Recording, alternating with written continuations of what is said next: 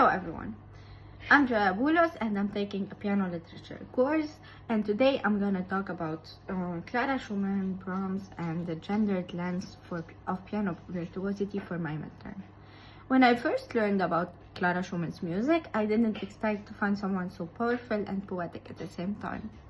Then, when we started studying Brahms in our course, whose music I've listened for years, and I began to notice something strange. Even though their styles are really close at times, Brahms is called profound and philosophical, while Clara is often described as feminine or delicate. That made me wonder how much of this is about music and how much is about gender.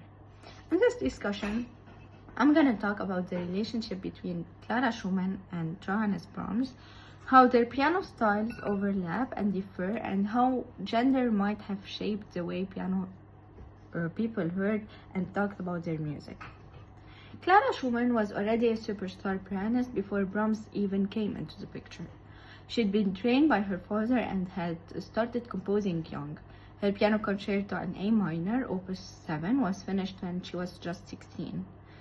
I listened to it for this paper, and honestly, it's wild that it's not performed more. There's this boldness in it and a real sense of control. Her scherzo in D minor, Opus 10, has so much fire. If I heard it without knowing the composer, I would have guessed it was by a man, which says a lot. Reich, from 2001, notes that Clara's works are often overshadowed by her role as a wife and mother, leaving her musical contributions to be seen through a lens of feminine sentimentality. This is a theme I encountered through my research. Clara's musical skill was not judged as intensely as Brahms, even though their music often carries the same emotional weight.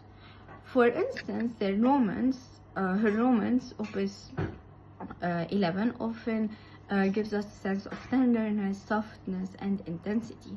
But because she was a woman, critics leaned towards seeing it as intimate and private.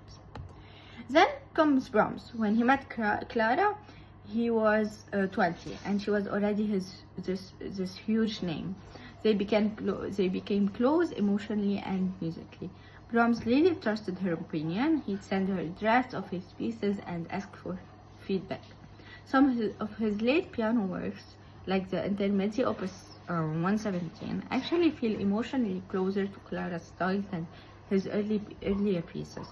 In a letter to her, he called them lullabies of my sorrow, which sounds exactly like something Clara would have written, not her. But here's the thing: people praised Brahms for that emotional depth, while Clara's pieces were treated like dirty, personal diary entries. And the same feelings, the same kind of disdain and sadness, but when she wrote it, it was seen as sentimental or too emotional. When he wrote it, it was profound.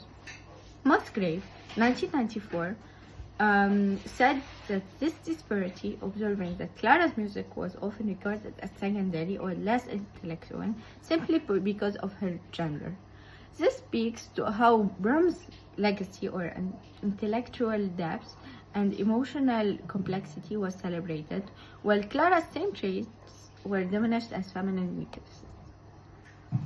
Brahms' Intermezzi and Clara's romances both use simple motives, and they have both emotion.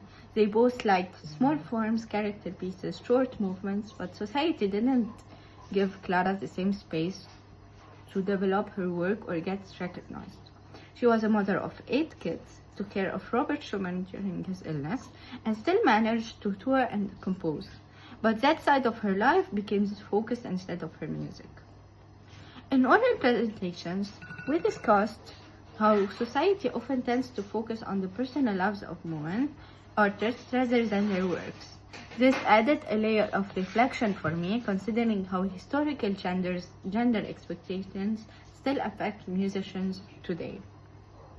Also, Clara wasn't just Brahms' muse. She was his critic, mentor, and equal.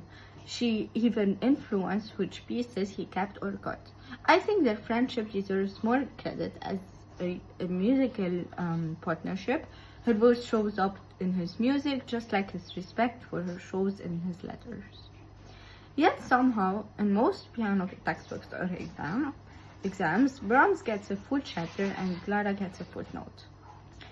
In conclusion, Clara Schumann and Johannes Brahms were both incredible composers and pianists. Their styles overlap in beautiful, complex ways, but Clara's work had been dismissed for reasons that have more to do with genders than with music. This discussion made me think about how many other voices in music history have been overlooked just because they didn't fit the genius stereotype. Clara's piano pieces deserve to be played and studied, not as side notes to the men around her, but as powerful works in their own right. I hope our generation can help change it. Thank you.